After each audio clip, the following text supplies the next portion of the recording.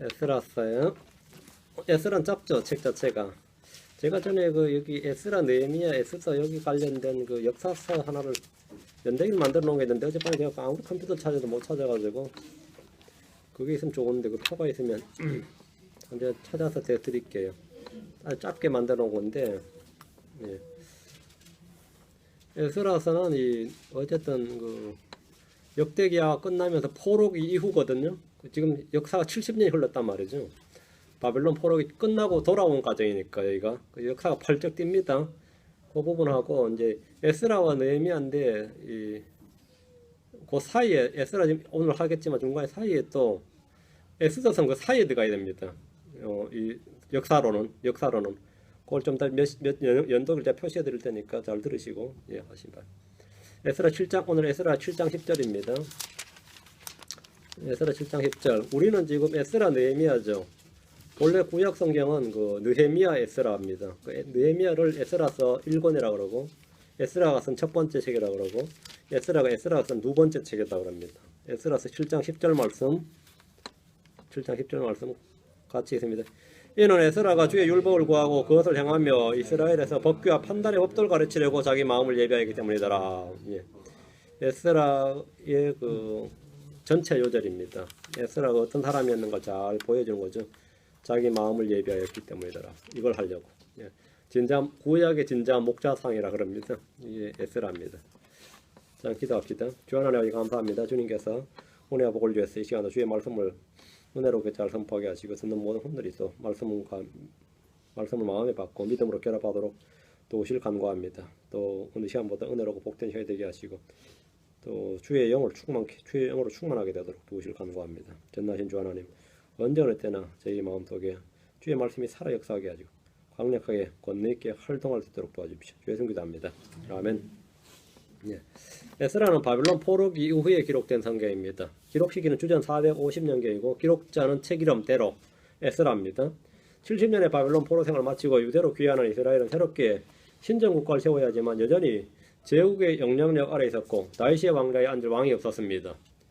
다윗의 왕자에 앉을 왕이 없다. 다시 왕을 세우냐? 그건 안 된다 이거죠. 유다 지파에서 다윗의 후손이 있었지만 하나님은 누구도 왕자에 앉는 것을 허락하지 않으셨습니다. 에스라의 이름은 여호와가 도우신다라는 뜻입니다. 에스라의 특징은 성전 재건을 다루고 있다는 점입니다. 포로기에서 돌아온 유대인들은 성전을 재건하기 시작했습니다. 성전 재건, 성전을 건축하기 시작했습니다. 바벨론의 느부갓네살 왕에게 불타버린 솔로몬의 성전을 대신할 성전 재건을 시작했는데 에스라서의 목적은 이스라엘을 향한 하나님의 신실하심을 보여주는 겁니다. 유대인은 더 이상 유대의 왕이 없었습니다. 에스라에는 반면에 이방인 왕들의 이름이 기록되어 있습니다. 고레스, 다리우스, 아하스에르, 아닥사스타. 이방인 왕들이 유대인의 제사장 겸 서기관인 에스라서에 기록되어 있다 이거죠. 이방인의 때란 겁니다. 약 5만 명의 유대인들이 본토로 귀환했습니다. 귀환한 유대인들의 총독은 스룹바벨이었습니다. 이 스룹바벨이 유다 지파의 후손이에요.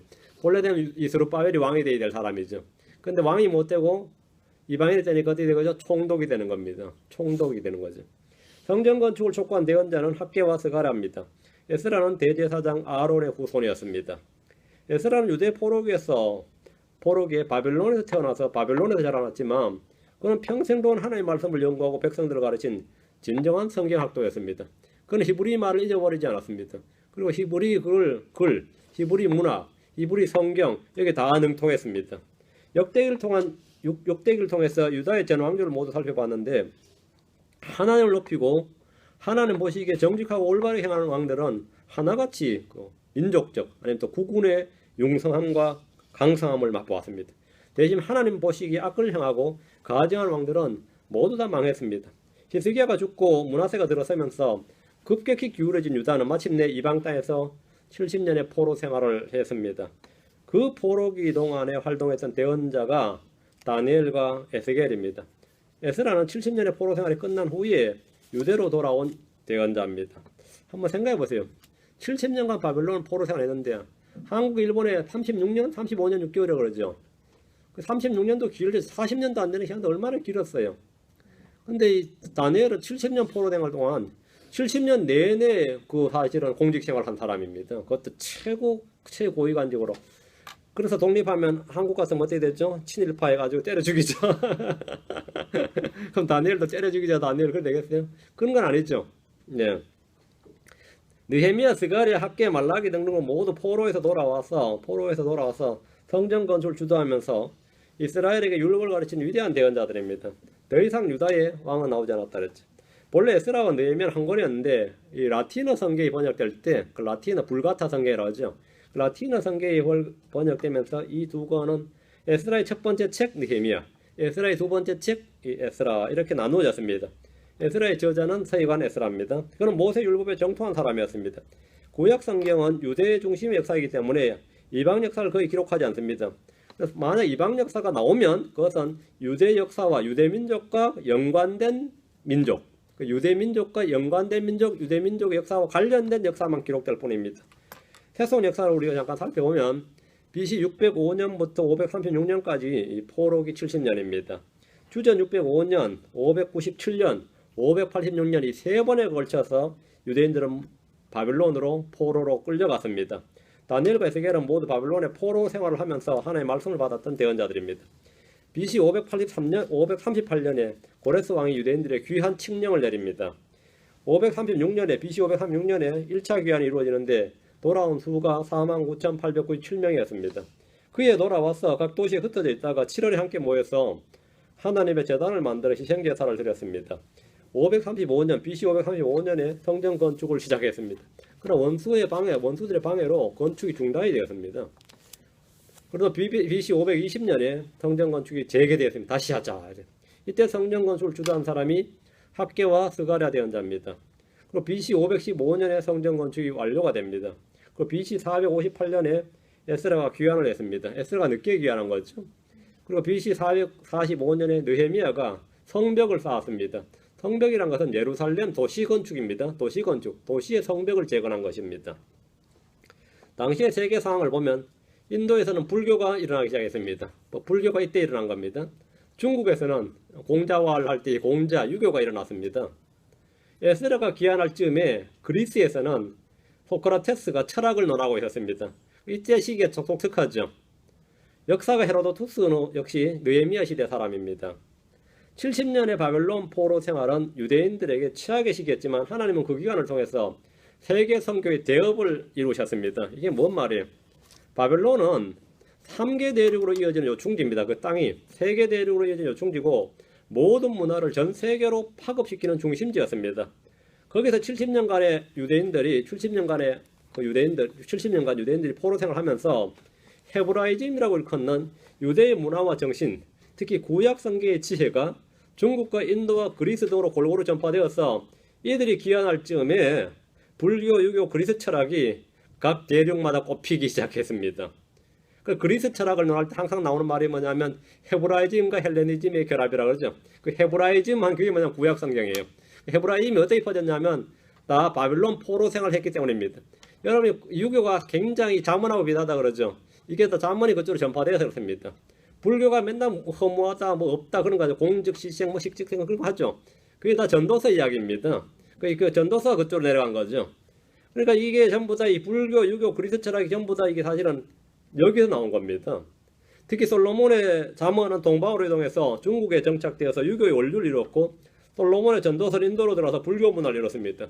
훗날 동방에서 현자들이 별을 보고 예루살렘으로 메시아를 만나러 오는 장면은 구약 성경이 이방 세계에 널리 퍼졌다는 증거입니다.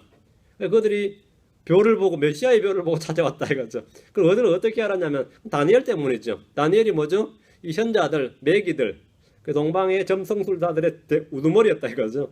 그들이 성경 예언을 알게 된 겁니다. 성경을 예언을 알게 된 거죠.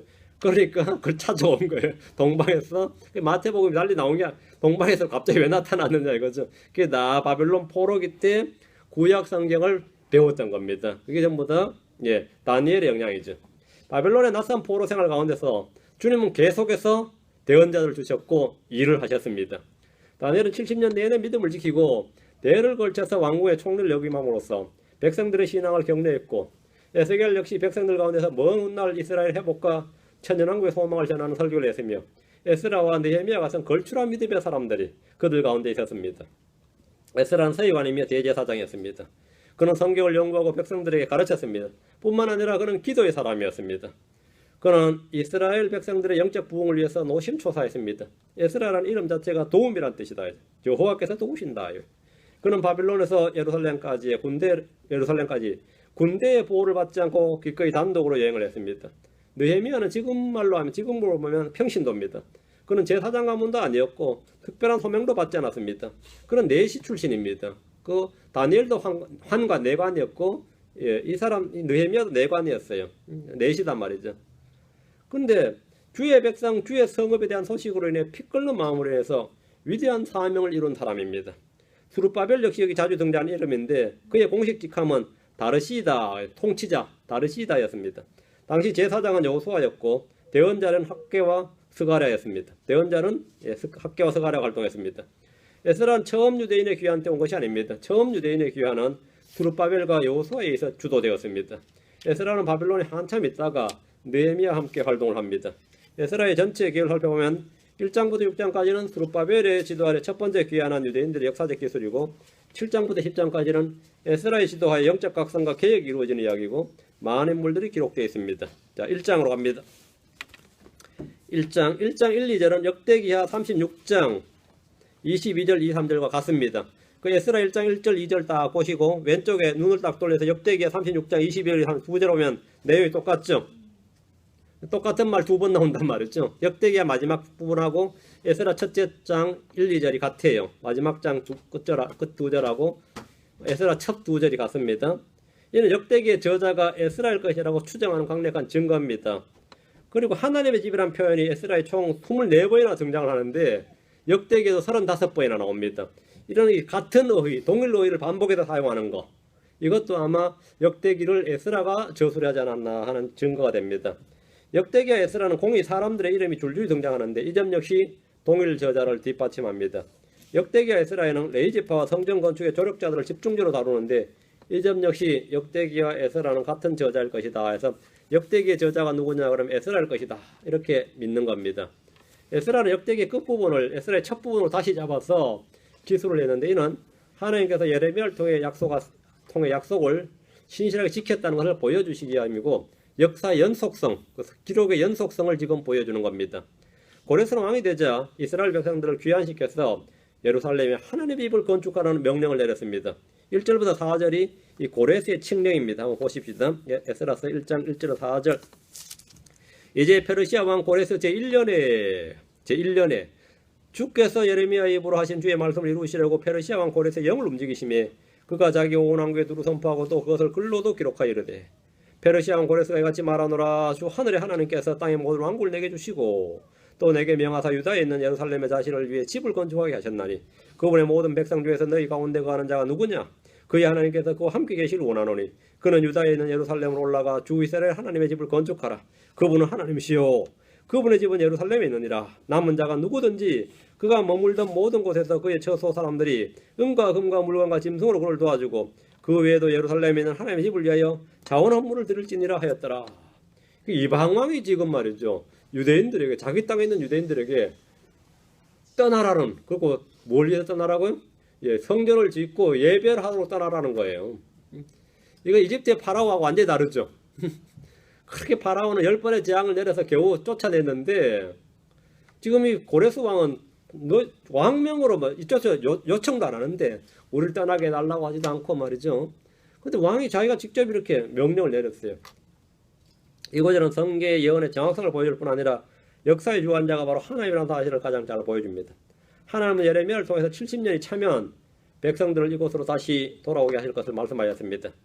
예레미야 29장 10절에 주가 이같이 말하노라. 바벨론에서 70년이 찬 뒤에 내가 너희를 돌아보고 너희를 향한 나의 선한 말을 이행하여 너희를 이곳으로 돌아오게 하리니 했습니다. 그러나 다니엘과 같이 신실한 말씀의 종들은 이 사실을 알고 있었습니다. 다니엘도 9장 2절에 곧 그의 통치 제1년에 나 다니엘이 책들을 통하여 예레미야서죠. 주의 말씀이 대언자 예레미야에게 임하시사 알려주신 그 횟수를 깨닫되 곧 그분께서 예루살렘이 황폐한 가운데 70년을 채우시라는 것을 깨달으니라. 깨달았다 이거죠. 하나님은 미리 자신의 종들을 통해 말씀하신 대로 이루시는 역사의 주관자십니다. 한 나라가 일어서고 망하는 것은 모두 주님의 뜻 가운데 있습니다. 고레스는 자신이 천하 대업을 이룬 사실이 하나님의 섭리 역사라는 사실을 알았습니다. 그는 분명히 다니엘을 통해서 이런 영적인 사실을 깨달았을 겁니다. 대언자 이사야는 그가 태어나기 170년 전에 이미 고레스의 본명을 들어서 그가 해야 할 일을 미리 성경에 기록해 뒀습니다. 이사야 44장 28절. 이사야 44장 28절. 아마 고레스한테 이 구절 이 성경 펴줬으면 고레스가 얼마나 놀랐겠어요. 자기 이름이 유대의 성경책에 기록되어 있어요. 그것도 자기가 태어나기 170년 전에 말이죠. 자기 이름이 여기 나온단 말이죠. 이사야 44장 28절. 고레스에 대하여 이르기를 그는 내 목자라 그가 나의 기뻐하는 모든 것을 행하리라 하고 예루살렘에게는 이르기를 너는 세워지리라 하며 성전에게는 이르기를 내 기초가 놓이리라 하는 자니라. 여기 보면 고레스에 대하여는 나오죠. 그 이사야서에 벌써 이사야가 고레스는 이렇게 고레스가 할 일을 딱 적어줘 이야기해 놨어요. 하나님은 고레스의 마음을 움직이셨습니다. 이는 잠언 21장 1절에 말씀대로입니다. 왕의 마음이 물 있는 강들과 같이 주의 손안에 있나니 그분께서 친히 원하시는 것으로 그것을 돌리시느니라. 왕의 마음을 돌리시는 분이 누구라고요? 하나님입니다. 왕의 마음을 원하시는 대로 돌린다 이거예요. 원하시는 대로. 하나님이 일을 하실 때면 사실 정치 상황이나 외교 상황이나 국제 분쟁이나 뭐 국제적인 뭐 문제 이런 거 아무것도 문제되지 않습니다. 제가 전에 이제 대학을 다닐 때 동료들과 함께 늘 기도했던 게 뭐냐면 10년 이내에 소련이 무너지고 개방이 되도록 기도를 했는데 당시 국제 정세로는 말이죠. 소련이 무너진다는 건 상상도 못할 일이었어요. 근데 소련으로 우리 UBF 선교사들이 가게 해달라고 막 기도했어요. 10년 이내에 선교사가 막 들어가도록 기도했는데 진짜 10년 이내 그때 10년 됐을 때 탁 소련이 갑자기 무너지는 거예요. 어느 날 갑자기 뉴스 보고 얼마나 놀랐는지 몰라요. 그래서 옐친이 딱 등장하면서 소련이 그냥 무너지고 러시아가 돼버린 거죠. 그걸 다 독립해버리고 야, 참 기도하고 나서도 놀랐어요. 주님은 기도에 응답을 하셨습니다. 응답하셨어요. 소련을 붕괴한 것은 바로 소련을 개척하려는 신실한 크리스천들의 기도의 힘이었습니다. 기도의 힘이었습니다. 유대인들은 바벨론에서 노예 해방운동을 한 것도 아니고 반국가 투쟁이나 무장활동을 전개한 것도 아니고 독립운동을 한 것도 아닙니다. 고레스의 천하정보의 공로를 세운 것도 아닙니다. 바벨론의 원폭이 투하되어서 항복한 것도 아닙니다. 가장 강력한 군주였고 위대한 왕 중의 하나인 고레스는 하나님의 뜻을 행하기로 작정했던 겁니다. 파라오가 마음을 완악하게 한 것과 달리 고레스는 완전히 주께로 마음이 향했습니다. 백성들은 자원 업무를 들여서 성전 건축의 작업을 충당했습니다. 주님은 백성들의 마음도 움직이신 겁니다. 물론 많은 사람들이 귀환하지 않고 여전히 바벨론에 그냥 정착하여 살았지만 주님의 영에 이끌림을 받은 사람들이 일어나서 황폐화된 예루살렘으로 돌아갔습니다. 70년간 사람 없이 살았던 땅이니까 그 뭐가 됐겠어요? 완전 황무지죠. 그리로 돌아간 거예요. 약속의 땅에 먹을 것이 없고 황폐하다 해도 우리는 일어나서 그곳으로 가야 된다. 하나님의 약속이 있는 그곳이 먹고 입을 곳이 있는 바빌론보다 낫습니다. 다시 에스라스로 옵니다. 예. 에스라스 다시 왔어. 예. 1장 8절 11절에 나오는 이름. 예. 세스바살이라 이름이 나오죠. 세스바살. 예. 세스바살이라 이름이 나오는데 이 세스바살은 누구냐면 스룹바벨의 다른 이름입니다. 동명인이 아니고 같은 사람이에요. 세스바살이 스룹바벨입니다. 하나님은 전에 느부갓네살에게 빼앗겼던 주의 전에 있던 보물들을 다시 다 돌려주셨습니다. 이것이 바로 회복입니다. 시험을 겪었던 욥에게 처음보다 더 많은 것들을 주셨듯이 하나님은 이스라엘이 빈손으로 고국에 돌아가도록 하지 않으셨습니다. 다 돌려주셨습니다. 이들은 값진 체험을 하고 고국으로 돌아가서 새로운 삶을 살 수 있게 되었습니다. 자, 2장으로 갑니다. 2장은 돌아온 유대 자손들의 명단입니다. 명단이 쫙 나오네요. 이 명단은 느헤미야 7장 6절에서 73절에 다시 한번 나옵니다. 1, 2절은 지도자들입니다. 63절에 디르사다 나오죠. 디르사다. 63절에 디르사다는 정부 공무원의 공직 명칭인데 이때 디르사다는 바로 스룹바벨이었습니다. 지금 여기에는 유다, 베냐민, 레위 지파만이 나오기 때문에 흔히 잃어버린 지파들 이야기를 많이 합니다. 그러나 북왕국 지파를 잃어버린 지파라고 말하지 않습니다. 야고보는 분명히 이스라엘의 12지파에게 문안 편지를 썼습니다. 사도 바울 역시 이스라엘 12지파에 대해서 언급하고 있습니다. 주님도 온 이스라엘을 도우셨지 유다와 베냐민 지파만 돌지 않으셨습니다. 에스라 6장 17절에는 이스라엘의 지파대로 12마리의 순념소를 희생제물로 드렸습니다. 예수님은 언젠가 이스라엘 12지파를 심판하실 겁니다. 일부 사람들이 말한 것처럼 잃어버린 10지파 이야기는 성경적 사실이 아니라 사실 허구에 불과합니다. 많은 유대인들이 바벨론에 정착해서 집을 짓고 자식을 낳고 선진국의 시민으로서 살았습니다. 거기서 대학을 만들고 탈무드도 편찬했습니다. 바벨로니아 탈무드는 지금도 유명합니다. 바벨론이 얼마나 융성했는지 알겠죠. 하나님이 조상들의 주신 약속의 땅을 포기하고 바빌론의 삶에 그 물질에 매여버렸습니다. 바빌론은 포로로 데려간 유대인들을 식민지 부하 부리듯이 종, 노예로 부리지 않았습니다. 그냥 자유롭게 살게 해줬기 때문에 마치 미국에 정착한 유대인 꼴이 난 겁니다. 미국에 정착한 유대인들이 유대 땅으로 돌아갈 마음이 없는 거죠. 진짜 뭐 은퇴해서 돌아갈 생각하면 돌아갈까? 안 돌아가려고 그래요. 요즘 프랑스 파리에서 테러가 일어나니까 프랑스에 있는 유대인들이 이제 예루살렘으로 돌아가야겠다, 유대로 돌아가야겠다, 이렇게 지금 요즘 마음을 먹어요. 위험하니까. 유대인들 상대로 막 무차별 테러가 계속 일어나면 돌아가야겠다는 생각이 들죠. 그러니까 이제 이스라엘 총리가 언제든지 돌아오는 걸 환영한다, 빨리 돌아와라. 그러니까 이제 프랑스 대통령이 유대인이 없는 프랑스는 프랑스가 아니다, 돌아가지 마라, 지금 이래 됐어요. 응? 그죠? 그 위험하면 돌아가죠. 위험을 느끼면. 근데 미국에 있는 유대인들이 위험해요? 안 돌아가죠. 바빌론에 있는 유대인들이 돌아가겠어요? 안 돌아가죠. 안 돌아가죠. 바빌론의 유대인들은 너무 잘 먹고 잘 사는 거예요. 자기 집 있고 포도원 있고 말이죠. 대학 있고 도서관 있고 뭐 문제가 없어요. 괜히 돌아가서 가봐야 뭐 황부지 땅에 뭐 하겠냐 이거죠. 안 돌아가니까 사실 유대 땅에 있는 유대인보다 바빌론 땅에 있는 유대인이 더 많아요. 실제 그 당시에. 지금 이 이스라엘 땅에 있는 유대인하고 미국 땅에 있는 유대인하면 미국 땅에 있는 유대인이 더 많거든요. 이스라엘 유대인이 지금 430만인가 500만이 안 될 겁니다. 미국의 유대인이 한 500만 넘을 겁니다. 플로리다 유대인이 굉장히 많죠. 유대인이 많죠. 남미에도 유대인이 많고 아르헨티나도 유대인이 많고. 유대인들 많은데 그것도 안 돌아간다고. 자기들이 주류고 잘 사는데 왜 돌아가겠어요? 안 돌아가지.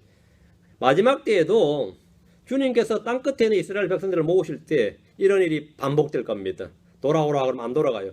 그러나 강력한 박해나 위험이 가해진다면 다 모여들 겁니다. 다 모여들 겁니다. 이스라엘의 귀환은 매우 평화롭게 진행되었습니다. 출애굽과 비교해 보십시오. 그런데 그 수가 너무 적습니다. 5만 명 남자 5만 명이 안 돼요. 5만 명이. 한 국가가 건설돼야 되는데 5만 명이 안 되면 이거는 한 도시가 그죠? 카운티 하나 정도밖에 못 만드는 인구란 말이죠. 의로 인해 번창해야 할 나라가 죄로 인해 한없이 낮아지고 초라해진 그 모습을 한번 생각해 보십시오.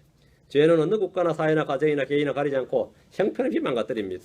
3장입니다. 이스라엘 자손들이 함께 모여 하나님의 제단을 만들고 번제 업무를 드렸습니다. 주위 사람들의 두려움 가운데 아침 저녁으로 번제 업무를 드리며 장막절도 지켰습니다. 이들은 하나님과 함께 시작한 걸 배웠습니다.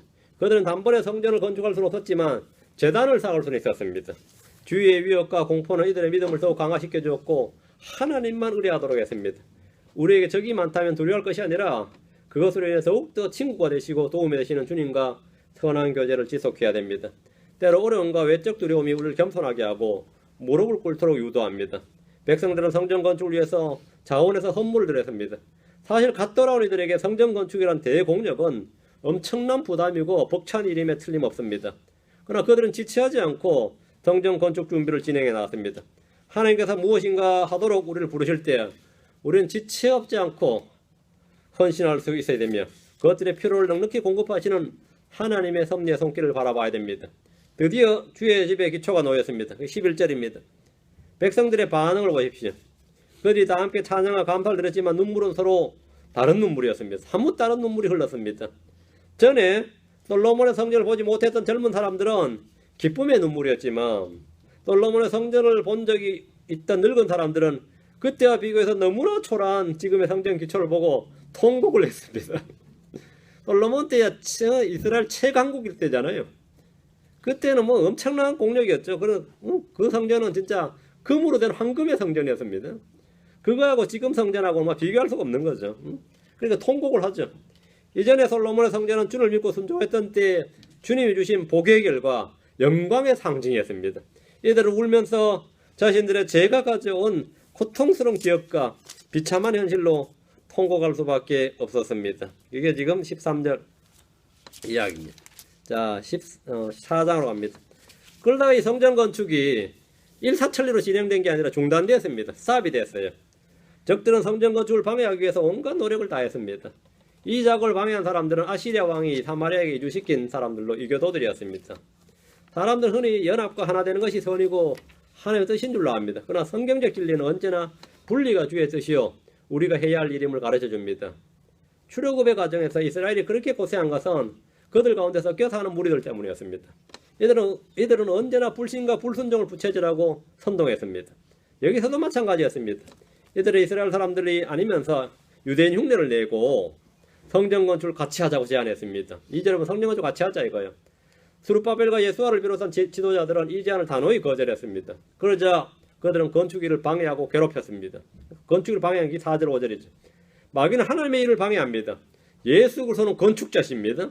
성전을 세우시고 교회를 세우시고 우리를 세우시는 분입니다. 예수 그리스도는 창조자입니다. 마귀는 파괴자입니다. 원수들은 먼저 타협을 제안합니다. 이들은 이교도들로서 사마리아로 이주해와서 하나님도 섬기고 자기 신들도 섬기는 한마디로 말하면 종교다원주의자들이죠. 신앙의 타협자들입니다. 당시 사마리아에는 각국에서 아시리아의 혼혈 정책으로 여러 민족들이 이주해온 사람들이 자기들의 신을 섬기면서 하나님을 섬기는 다민족, 다인종, 다문화, 다종교 사회였습니다. 이거 미국하고 비슷합니다. 열왕기상 17장에 보면 이 이야기가 잘 나옵니다. 결국 이들은 그림심산에다가 자기들의 신전을 세우고 유대인들과 분리되었습니다. 이들은 약 15년 동안 극심하게 성전 건축을 방해하면서 성전 건축은 다리오 왕이 통치할 때까지 중단이 되었습니다. 우리는 여기서 세상과 타협하지 않는 스룹바벨과 지도자들을 배워야 됩니다. 힘들 때면 어김없이 찾아오는 것이 바로 자기 합리화를 바탕으로 한 세상과 타협입니다. 육신적인 그리스도인들의 특징입니다. 그러나 성경은 엄히 경고합니다. 고린도서 6장 14, 15절에 너희는 믿지 않는 자들과 더불어 공평하지 않게 멍해를 같이 하지 말라. 멍해를 같이 하지 말라. 타협하지 말고 연합하지 말라는 겁니다. 성전 건축과 같은 하나님의 일에 당장 일손이 부족하고 재정이 어렵다는 이유로 이교도들과 손을 잡아버리면 하나님의 영광은 사라지고 맙니다. 이들이야 노동력 얻을 수 있고 돈 얻을 수 있고 그렇죠? 얼마나 좋아요. 같이 연합해서 하면 얼마나 더 좋으냐 이거요. 그런 이유로 이 손을 잡으면 안 된다 이거죠. 스룹바벨은 신실함으로 시작한 이 일을 외부의 도움 없이 주의 도움으로 완수했습니다. 4장 9절 스가랴 4장 9절 스가랴는 저 뒤에 있습니다. 말라기 바로 앞에 스가랴 4장 9절 스룹바벨의 손이 이 집에 기초를 놓았은즉 그의 손이 또한 그것을 끝마칠 것이요 만군의 주께서 나를 너에게 보내신 줄 너희가 내가 알리라. 스룹바벨이 시작해서 스룹바벨이 끝낸다 이거죠. 눈에 보이는 사람의 도움을 거절하고 눈에 보이지 않는 하나님의 손길을 의뢰하고 그분의 도움을 바란 것이 바로 믿음입니다. 스룹바벨은 하나님의 인칭을 받아서 성전 건축의 영광스러운 직분을 완전히 수행해낼 뿐 아니라 천년왕국의 성전 건축에서도 특별한 임무를 부여받습니다.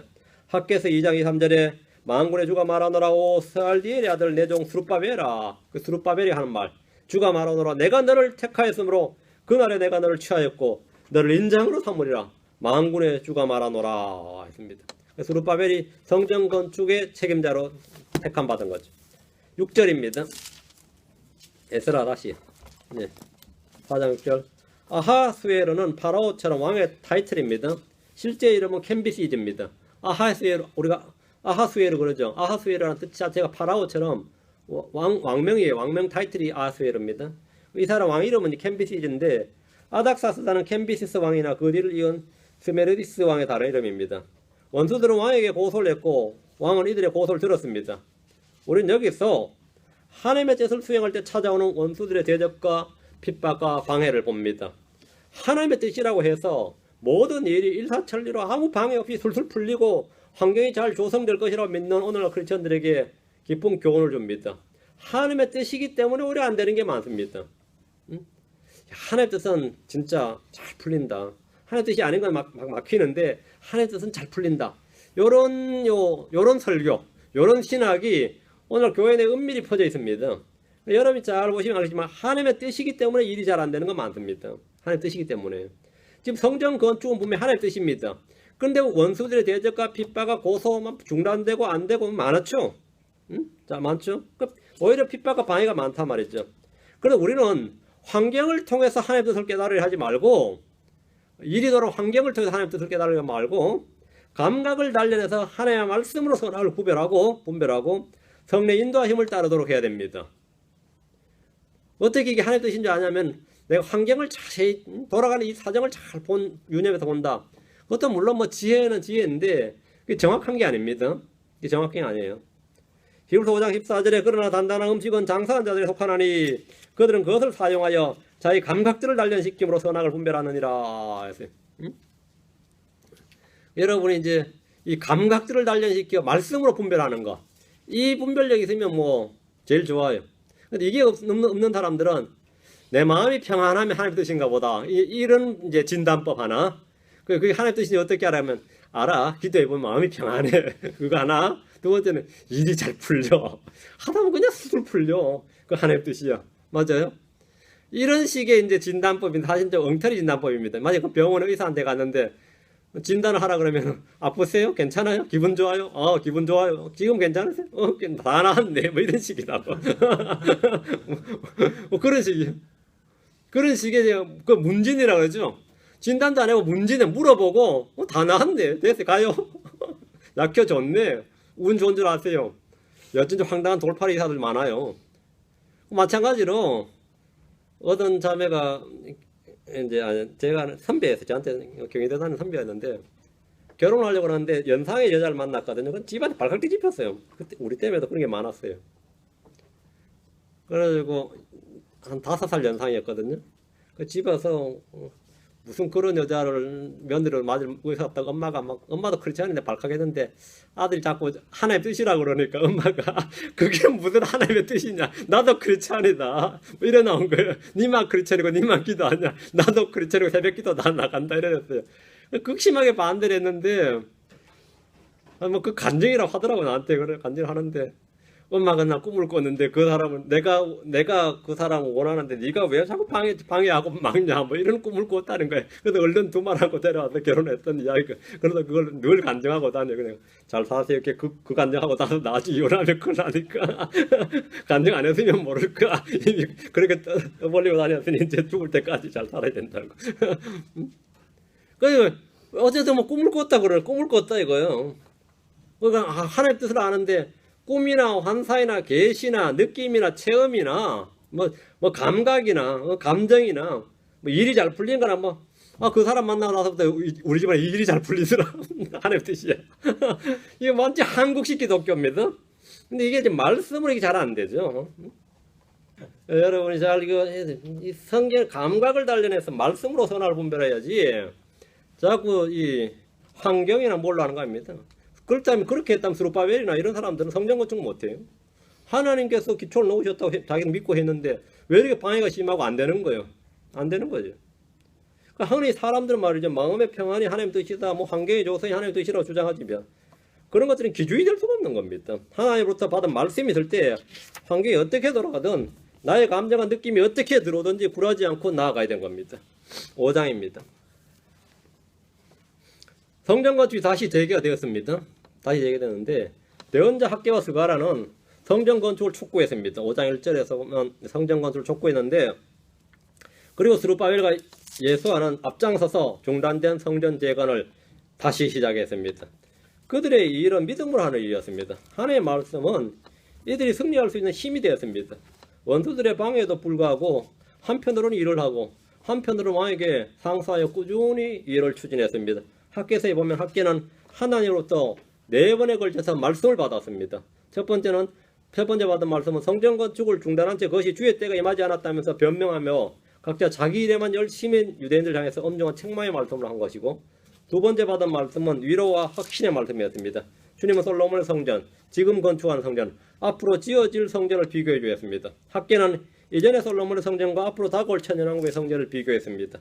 학개서 2장 3절에 너희 가운데 남아있는 자로서 처음에 영광 중에 있던 이 집을 본 자가 누구냐? 이제 그것이 너희에게 어떻게 보이느냐? 그것과 비교하면 그것이 너희 눈에 보잘것없지 아니하냐? 이런 비교를 했죠. 그러나 절망할 필요가 없습니다. 주님 이후에 더 영광스러운 성전을 다시 지어주실 겁니다. 그게 에스겔 성전, 천년왕국의 성전입니다. 학개서 2장 9절에 나중에 지은 이 집의 영광이 이전 집의 영광보다 더 크리라. 천년왕국 성전은 솔로몬 성전보다 훨씬 더 크다 이거예요. 더 영광이 크다 이거예요. 만군의 주가 말하노라. 내가 이곳에서 화평을 주리라. 만군의 주가 말하노라. 학계가 받은 세 번째 말씀은 부정함으로부터 깨끗하게 하면 복을 내리겠다는 말씀입니다. 어디서부터 부정함이 들어왔는지 언제부터 그랬는지를 깊이 생각해보고 그것을 제거해 정결하게 되면 하나님은 복을 주실 것이다. 네 번째 받은 말씀은 메시아 왕국의 영광스러운 통치에 대한 예언입니다. 학계는 이런 메시지를 백성들에게 전파하면서 그들의 마음을 새롭게 하고 힘을 돋워주면서 어려운 가운데서 넉넉히 성전 건축을 완성하도록 했습니다. 그게 대언자들의 사역이었습니다. 6장으로 갑니다. 다리오 왕은 이전에 고레스 왕이 성전 건축에 대한 칙령을 내린 조서를 발견했어요. 찾아보니까 고레스 왕이 칙령을 내렸어요. 자신이 좀 더 보강을 해서 칙령을 내렸습니다. 그게 6절부터 12절까지입니다. 다리오 왕은 다시 성전 건축에 따른 필요한 경비를 제공하도록 했고 자신과 왕자들을 위해서 기도해 주도록 했습니다. 그의 명령은 얼마나 어마했던지 아무도 의의를 제기할 수가 없었습니다. 15절에서 이제 성전 건축 완료를 합니다. 6장 15절 성전 건축 완료를 했는데 이 성전은 이전 솔로몬 성전보다는 못했지만 유대인들은 어쨌든 다시 성전을 가졌습니다. 백성들은 유월절을 지키고 자기들을 정결케 하며 이교도들의 더러운 것들로부터 분리했습니다. 이래 동안 무교절을 지키며 하나님의 기쁨으로 충만했습니다. 우리는 여기서 몇 가지 교훈을 배울 수가 있습니다. 첫째, 하나님의 일을 하는 동안 우리는 하나님의 특별한 보호와 섭리 가운데 거한다는 겁니다. 어려움은 있지만 하나님의 보호와 섭리 가운데 거한다. 하나님의 일을 하는 동안 우리는 하나님의 도우심이 있다 이거예요. 둘째, 하나님의 일은 하나님의 말씀에 순종할 때 장애물이 제거되고 도움의 손길을 얻게 됩니다. 다리오의 도움과 아시리아의 마음을 돌이킨 것이 바로 그 일입니다. 셋째는 성전 건축은 현재 보이지 않는 주님의 몸된 성전을 건축하는 일과 흡사합니다. 우리는 주의 몸된 이 성전을 건축하고 있는 거죠. 우리 모두 살아있는 돌들로서 하나님의 집으로 건축되고 있습니다. 베드로전서 2장 5절에 너희도 살아있는 돌들로서 영적 집으로 건축되고 예수 그리스도를 통해 하나님께서 받으실 만한 영적 희생물 드리는 거룩한 제사장이 되었도다 했습니다. 넷째는 반대자들의 방해와 반대는 하나님의 영광을 높일 뿐입니다.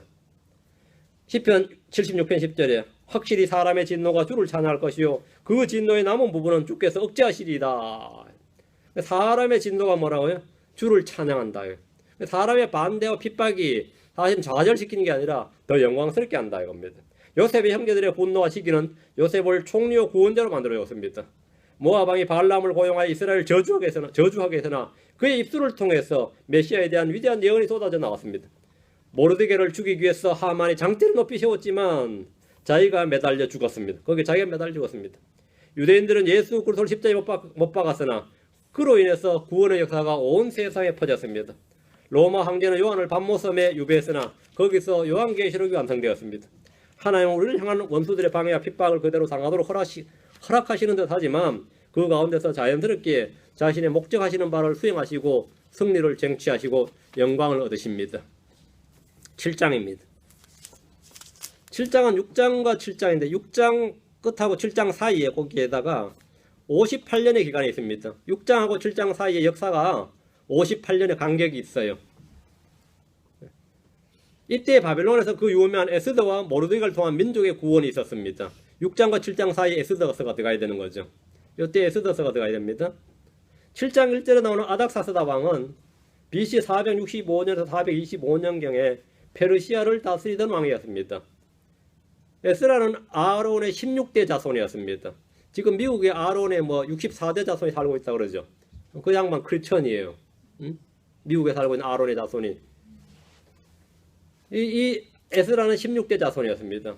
아닥사스다 제7년에 이스라엘 자손과 제사장들과 레위 사람들과 노래하는 자들과 문지기들과 느다님 사람들 중에 며칠 데리고 바벨론에서 예루살렘으로 올라왔습니다.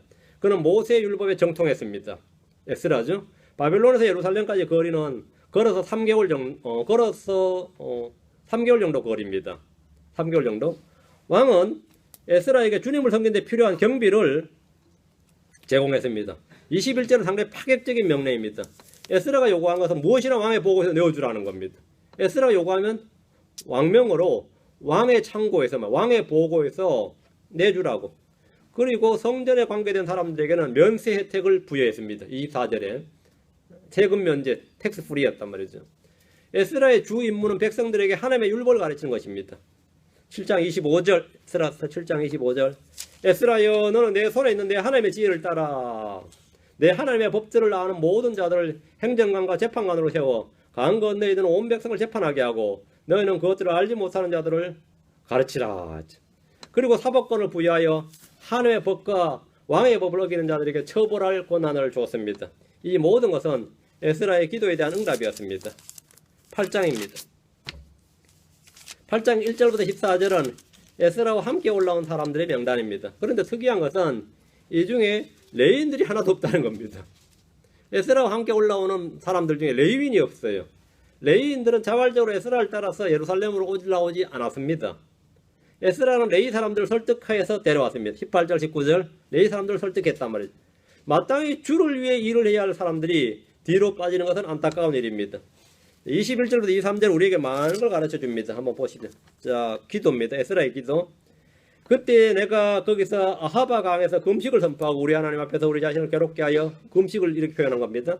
우리와 우리의 어린 것들과 우리의 모든 재물을 위해 바른 길을 주실 것을 그분께 구하였으니 우리가 전에 왕에게 말하여 이르기를 우리 하나님의 손은 그분을 찾는 모든 자에게 손을 베푸시나 그분의 권능과 그분의 진노는 그분을 버리는 모든 자를 향하나이다 하였으므로 길에서 원수를 막고 우리를 도와줄 병사와 기병의 무리를 왕에게 요청하기를 내가 부끄러워하기 때문이라.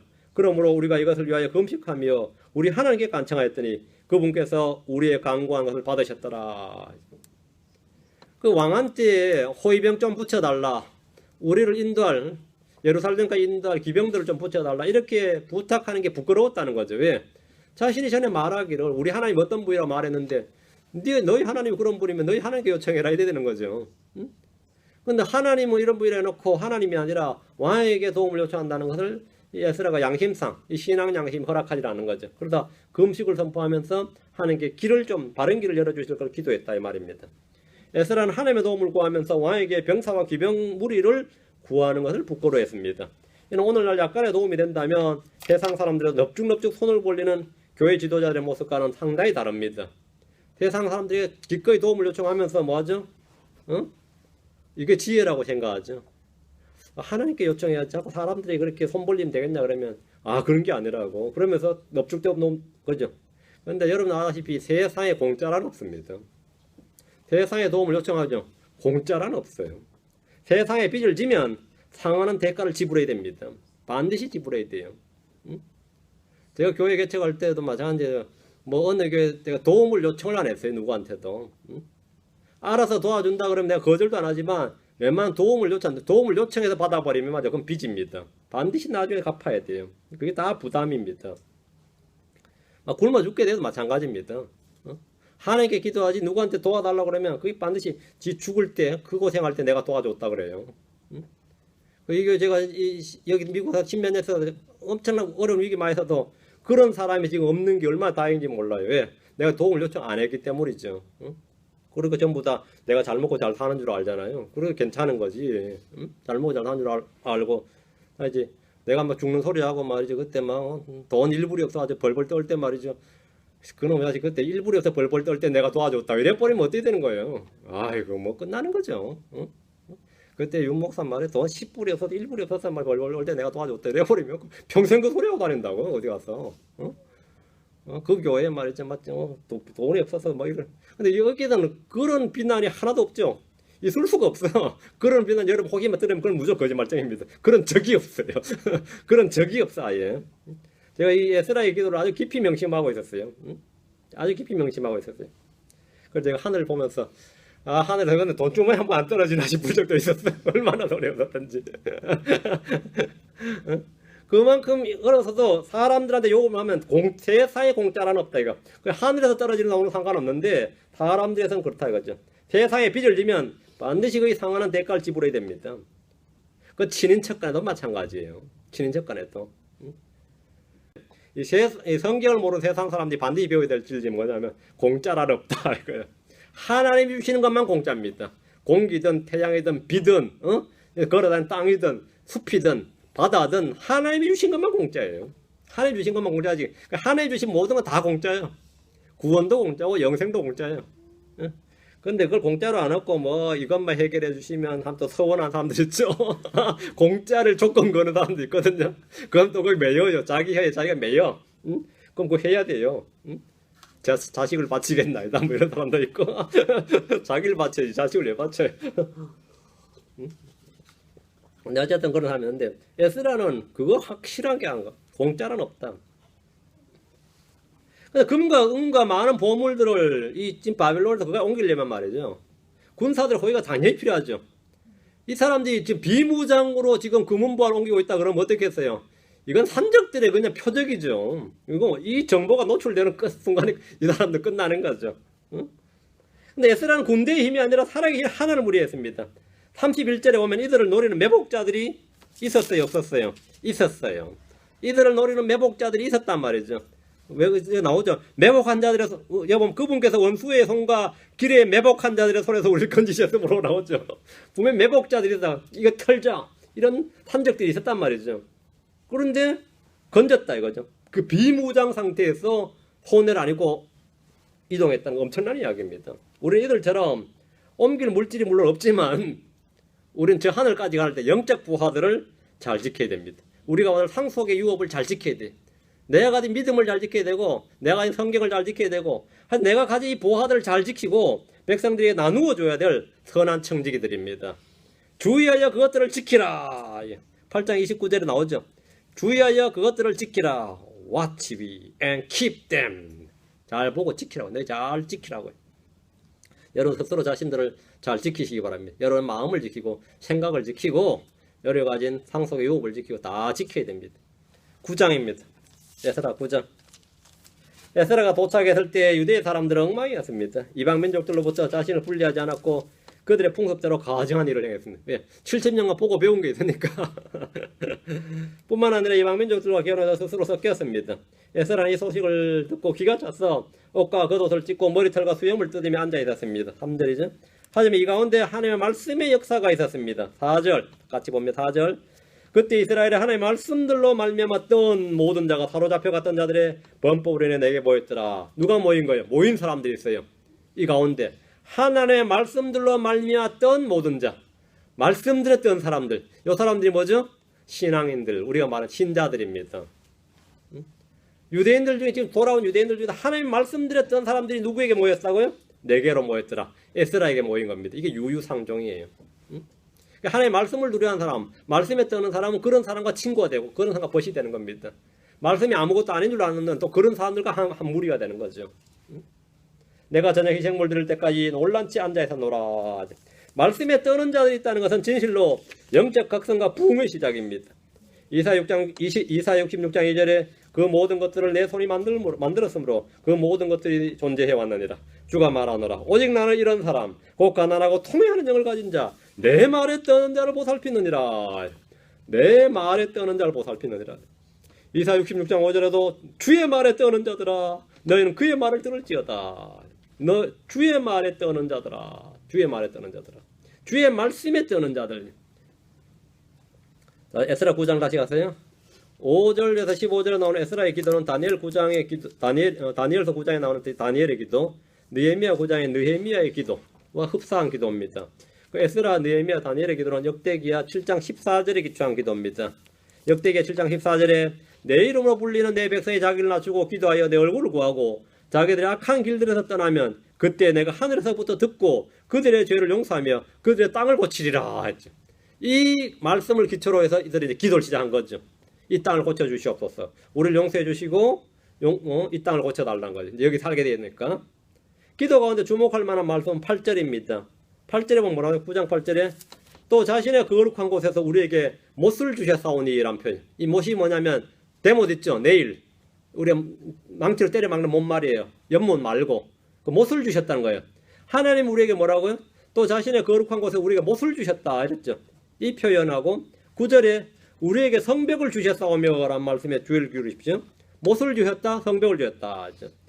못이란 것은 물건을 고정시키거나 장막을 치거나 무엇을 걸어두기 위해서 필요한 것이 못입니다. 맞죠? 못을 주셨다. 여기서 못은 예수 그리스도입니다. 예수를 예표하는 말씀입니다. 이사야 20장 23절에 내가 그를 단단한 곳에 박히 못같이 고정하리니 그가 자기 아버지 집에 영화로운 왕자가 될 것이요. 내가 그를 단단히 박히 못같이 못이 예수님을 말하는 겁니다. 여기 기도가 좀 기도에서 독특한 내용이고 10장으로 갑니다.